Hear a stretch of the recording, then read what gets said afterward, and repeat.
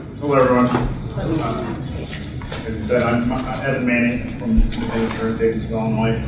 I also represent National Association of Insurance and Financial Advisors, the Illinois State Association of Health Underwriters, and the Illinois Association of Mutual Insurance Companies.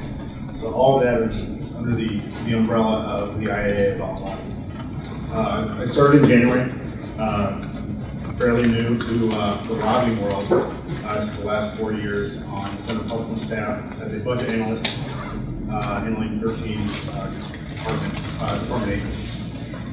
Prior to that, I was a medical device salesman for orthopedic medical sales, covered here in Peoria, Bloomington, Springfield, Effingham, down in Albany, Illinois, if you know where that is, on the White Squirrel.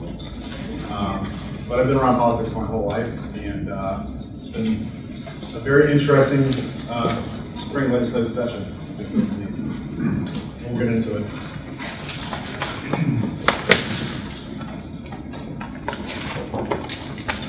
So as everyone knows, the constitutional officers, first we have J.D. Pritzker, replacing former Governor Bruce Rauner.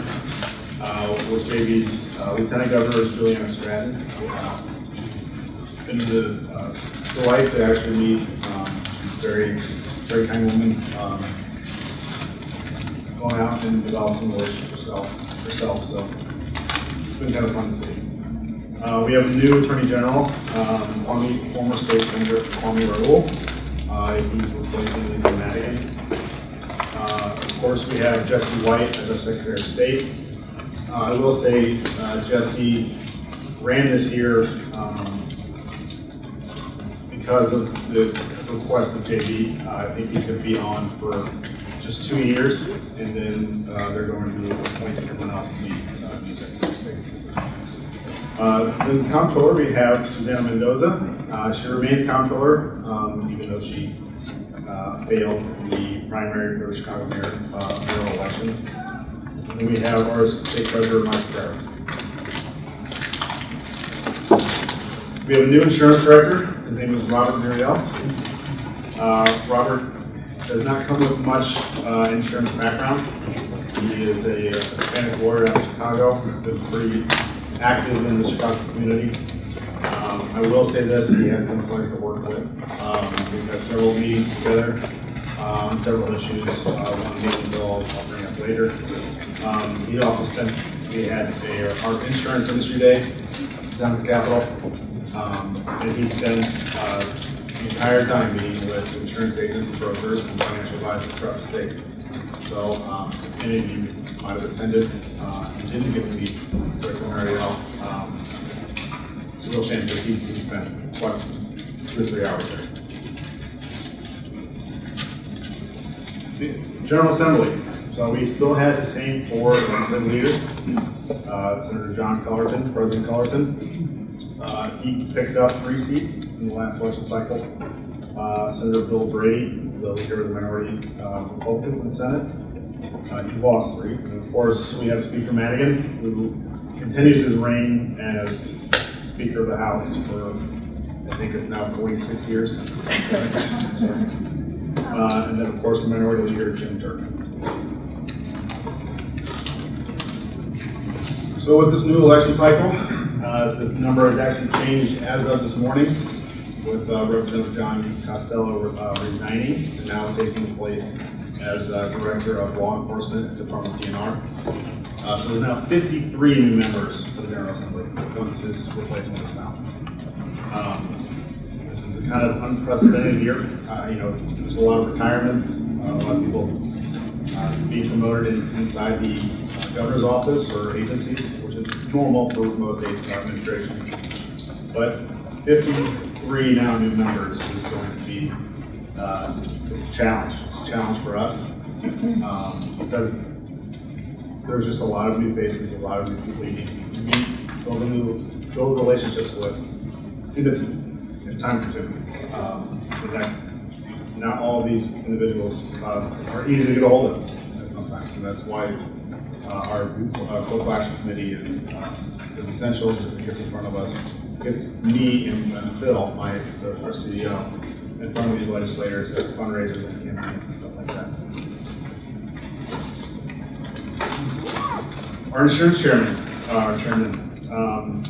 Senator Napoleon Harris is the Senate insurance chair, and Thaddeus Jones is the House insurance chair.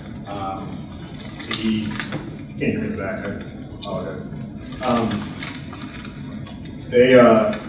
Representative Jones is actually is one of Senator Harris's representatives, so they have a very close working relationship. They run their committees pretty much the same too. They've been very forthright with us in saying the proponents and opponents need to meet together before bills being called in their committee, and if they can meet together and come to an agreement, the bill generally doesn't get called. They've stuck with that for most bills that's gone through each chamber. But they've been a pleasure to work with so far. Now the big issue, I would say this is the biggest issue that any of you in this room will be facing as business owners, is the workers' compensation repos bill that's been passed by the General Assembly in a short span of 6 days. Passed the Senate chamber in 3, and then the next week passed the House chamber in 3 days. So what background into workers' comp? An employer can pursue claims under the Workers' Compensation Act and the Occupational Disease Act. Now, under those acts, you are traditionally excluded from any traditional lawsuits because of the exclusive remedies of both those acts. However, with Senate Bill 1596, this overturns a 2015 Supreme Court case in which an individual developed mesothelioma 40 years after he left a job and was unable to sue under a traditional lawsuit due to the workers' comp repos bill or provisions inside of the act. So as I said, this bill did pass those General Assemblies and now awaits the governor's signature. It was sent to him on March 20th. He has until May 20th to sign the bill. Now, what the consequences can be. So there's potential for unlimited civil liability for this. Allows for employees to sue their employers for latent injury or diseases. And it's all diseases. There's no, this started out as a mesothelioma case. It is now so broad that cancer, any kind of disease that can develop down the line, they can sue the employers over. So Illinois has a 25-year statute of repose that allows employees to bring claims during the specified time period. But now that time period is being stretched out, let's say, they can leave us uninsured for such claims because there's no insurance policy out there right now that can cover an employee with this magnitude. Traditionally, employers have 2 types of liability policies. Employer liability, which covers workers' comp and occupational disease act, and then general liability policies. Under this new law, it's going to be interesting to see how policies will be shaped to cover such claims that can come up. But I will say this, that it is our belief and understanding that what they'll have to do is this is an initiative of the Illinois Trial Lawyers Association. What the trial lawyers will do is they'll wait for one big case that kind of checks all the boxes and bring this to litigation, so it could come down the line in 5 or 6 years or longer or sooner. But when it inevitably goes to trial, this will be drawn out for some time. So it's not an immediate concern as of, this is going to be put into policy and right away we're going to be uninsured or have a liability. I think this is going to be drawn out into the courts for quite some time.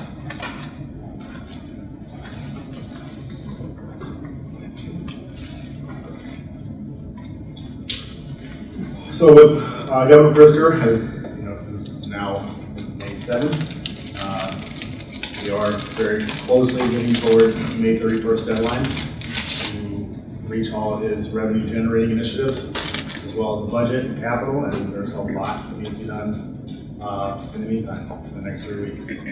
One of the biggest initiatives of his, it's kind of been under, it's kind of quiet, but it's the biggest revenue generator in his budget proposal is this MCO assessment.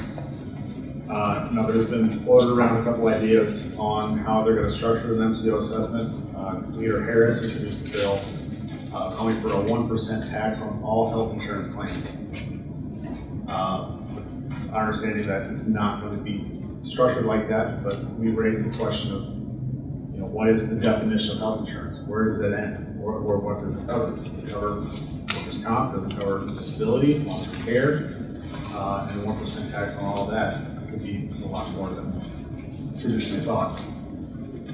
I will say that what they're going to do, what they're structuring this plan off of, and there's no language yet that's been introduced. I don't think that it will be introduced until May 31st when they do the budget implementation bill.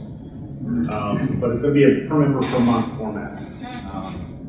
Structured similarly how Michigan, Ohio, and California have done in the past and present. It's going to be more of a tier structure where MCOs pay, what I've heard is $50 to $60 per member per month, and all other health insurance, or non-MCOs I should say, will be paid or have to pay more of $1 per member per month. The idea behind this is to capture more federal money. It's been an initiative for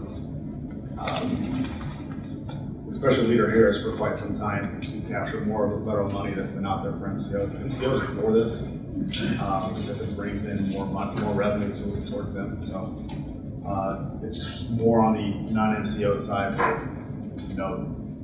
Where does this end? I mean, where health insurance is already high enough, and you're keep introducing legislation and mandates and that increase cost of health insurance. So this is one other step that will increase cost of health insurance for everyone.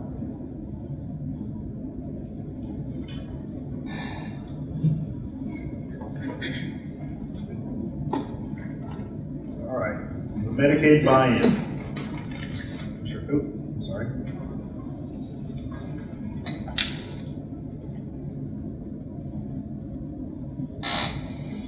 So the Medicaid buy-in, this is another Pritzker initiative that he ran on in his campaign to get elected for governor. Is a Medicaid option to supplement a traditional health insurance. There's been a few routes. This is not going to be an initiative of, he said this is not an initiative of his administration this year, or maybe even the next 2 years. This is more of a broader goal, I think, of the Democratic Party, is to either go towards a Medicare for all, Medicaid for all, and it's not quite, doesn't quite have the legs yet on the state level, as the federal level has been hearing more and more of Medicare for all. But there's, so what it could look like, there's a public option that would allow Illinois residents to buy into the state's Medicaid coverage for the poor and intended to provide middle-class families with more affordable health care options. Pritzker proposed this option during his campaign last year, noting that actuarial analysis would have to be done. That analysis has not been done yet, I would say that. They're calling this proposal the Illinois Care, or Illinois Cares, will allow residents to purchase health insurance from the state rather than a commercial plan. 42 states actually have a Medicaid buy-in, and Illinois is one of them. However, it's limited to more of a to working people with disabilities. Now, what it could look like, it's the exchange model, creating a state-sponsored health coverage option, which will allow consumers to purchase alongside commercial insurance on getillinoiscovered.com or getcoveredillinois.com. Another option is for Illinois to create a standalone Medicaid buy-in by using a 1332 waiver.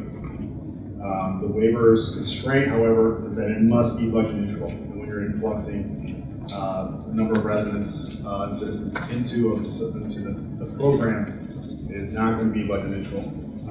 And so the other option that they float around is an 1115. I apologize, I had to come out of player there. But it's 1115 waiver in conjunction with the 1332 that they're calling the super waiver. And the super waiver would funnel funding into program changes, bringing up Medicaid dollars to include additional populations in the individual market. However, there's just been no communication to this session. This is all we've heard is that it's going to be kicked down the can, or kick the can down the road here so far. So one more bill that I wanted to bring up to you guys is House Bill 471. Representative Bob Morgan's legislation. It started out as a bigger problem than it's come to now. Currently in the state, we are a file and use state. So health insurance companies file their rates with the Department of Insurance, and they can immediately use that rate. However, rates that are above the above 10% generally get a bigger delta. The Department of Insurance dives deeper into those rates to consider why they're raising it more substantially than previous years. But with Representative Morgan's bill now, it will make the department have the ability to approve and disapprove rates. So the concern that we've had over the years is that state governments are being hollowed out. There's Department of Insurance is being hollowed out. Over the past, they've had over 300 employees. Now I think they're down to 150. So when you file rates, when these insurance companies file rates, how quickly can they turn it around to get an actual determination on whether they're unreasonable or reasonable, and they can be approved by the department. But I will say House Bill 815 started out as a 5-person board outside of the jurisdiction of the Department of Insurance. These individuals could not have any experience in insurance whatsoever. They were paid out of the Department of Insurance, but could not have any prior knowledge, or they could not participate in any insurance company after 2 years. So we've done substantial progress with moving that political board away and just now giving it to the Department of Insurance. But this is one piece of legislation that we worked with the sponsor, the Chairman Jones and Chairman Harris, and the Department of Insurance, company partners, to make this bill a much better bill and much more palatable bill for all of us in the state. But I will say this, can anyone name the top 2 states that'll lead the way in mandates for health insurance? Anyone guess? Illinois and California. We have mandated more coverage of health insurance in California and Illinois mandate more coverage of health insurance than any other state in the country. We have a general opposition to mandates. They do not go after the root of health insurance, it's health care. That's primarily my job, is educating. It's educating of health insurance versus health care. And I think that's the biggest concern right now for a lot of people is, they're dealing with health insurance costs, but they don't quite understand what's causing it. And they're mandating coverage for hearing aid coverage. Tick-borne diseases is out there. It's, and they don't quite understand, you're mandating coverage for something that costs are going to go up. So, there's been a handful of mandates out there from both sides of the aisle. And I think, down the line, during this legislative session and further on, it's our goal to really get at the crux of the issue and not hammer away at health insurance, but hammer away at the real root of the cause of high healthcare and health insurance costs is the healthcare. So, any questions?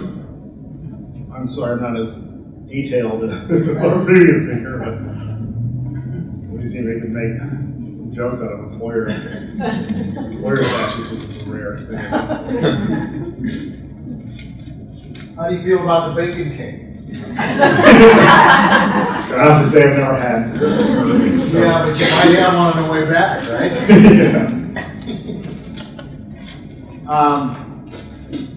You know, a lot of what we're also members of the National Association of Health Underwriters and the Central Illinois Association of Health Underwriters. And what we see often is when we talk about wellness programs, there's absolutely no definition to it, right? It's kind of how high is the sky, how deep is the ocean. Access to health care is another one of those things. The number of people, and I'm sure that you guys have experienced this, right? We lived in this PPO world for a very long time. And anything out of network, they just don't have coverage for. Well, that's absolutely not true. They've got coverage. It's just more out of their pocket. And so when you deal with this at a legislative situation, you might get little picks and pieces of that. And I know Steve, who is going to be our next presenter here for you, is going to touch on that, because we're talking about those generational things, right? And whether 5 is the old guys or 1's the old guys. Well, Steve and I are both either 5s or 1s. So we've been around a while, and we've seen this. So we're going to take a little break while he sets up and give us a chance to do our dishes, a little stretch. And I will tell you that this afternoon's presentation is for everyone if they want to stay. In particular, it is more meaningful for those people that are self-funded, considering self-funding, and managing self-funded plans, because Steve is a partner in a third-party administration business. Now, what we'll talk about, you can relate back to fully insured programs, right? So you're certainly welcome to stay, but it's probably going to be way more meaningful for those people that are either considering self-funding or are self-funding. Okay? I will add too, with these state mandates that have been passed or introduced or whatever, they do not affect 80% of the market, which is a risk of qualified payment plans. It's only for the 20% of the market that these state mandates actually attack. And then, when there was a sob story about not being covered by insurance or whatever, or anything, or by their health insurance plan, it's 80% of the time those individuals are under a risk qualified plan, and the legislator doesn't even know it. That's what the real issue is these issues are brought up to legislators, and I'm asking that question. Who's your healthcare provider?